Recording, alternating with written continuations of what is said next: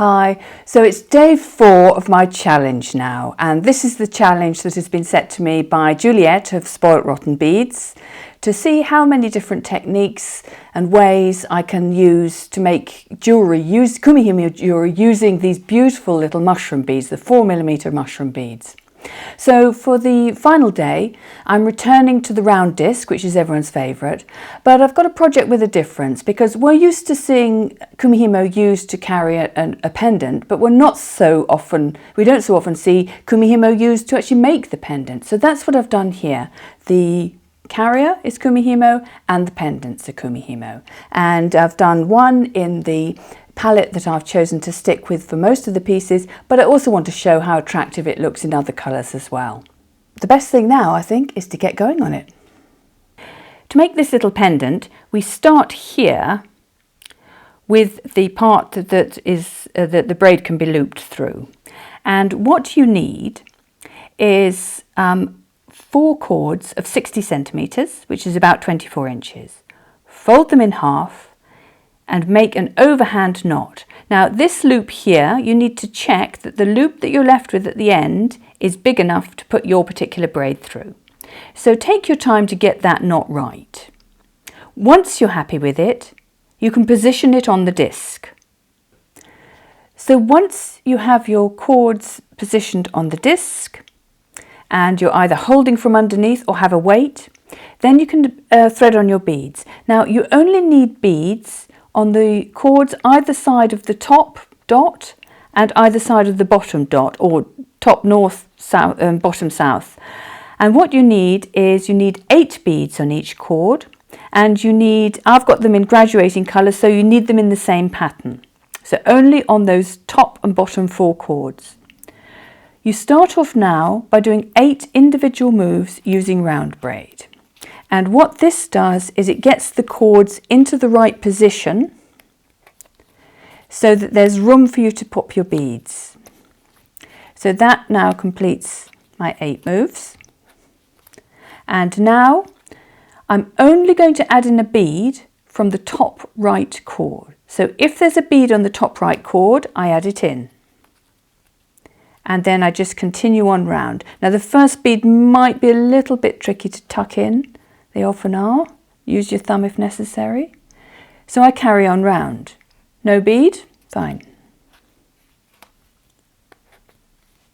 Next one, bead. So I'm only adding in when I've moved that top right cord and it has a bead. And the reason for this is that it gives you a nice flexible braid and it allows you enough space between the beads so they can all sit happily. So continue like that until you've braided in all your beads. Then braid for a further ½ centimetre, which is about 1/4 inch. Now the next step I'm going to talk you through. So you're going to have a little bit of braid at the end. You take your braid off the disc and you tighten a knot. A nice, neat overhand knot to match the knot at the beginning. Then, once you've done that, you can just do a tassel in whichever way you like. And there are many different ways of doing tassels. On this one, I've just tied a few beads on the ends and left the cord showing. On this one, I have threaded 12 beads onto each cord, then I've threaded through the mushroom bead, and then I've threaded back up through. And with a size 8 bead, you generally have just enough space to do that. And then the trick is you pop a tiny bit of glue, something like super glue, any glue will do, but tiny drop of glue on either side of that mushroom bead on the cord. You're not aiming to stick the bead to the cord, but what you're doing is stiffening the cord. And then what you're able to do is trim off the excess that is up here, and it won't be able to pull through because these parts will be too stiff. So that's my little trick for that particular tassel. And the other trick is if you pop a drop of glue on that knot there, you may not want to have the full 8 cords. If you look here, I've only got 6 cords. I felt that was full enough. So because I'd put a drop of glue here, I was able just to snip off the extra cords really close to the knot.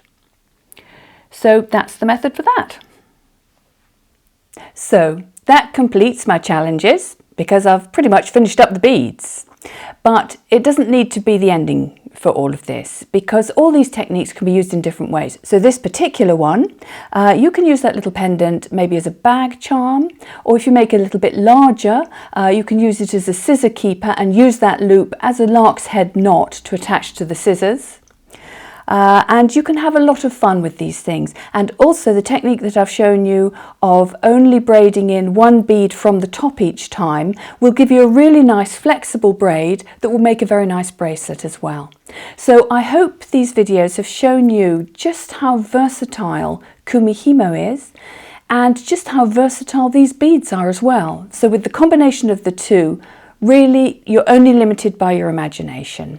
So I hope you've enjoyed this, and thank you very much to Juliet from Spoilt Rotten Beads, who gave me these beads and gave me this opportunity to put them through their paces. And if anyone else has any challenges out there, I'm ready for them. So just remember, if you want to see more of this sort of thing, more challenges, more videos, don't forget to subscribe to my channel, because then you'll be notified of when a new video is uploaded. Thanks very much for watching. Bye.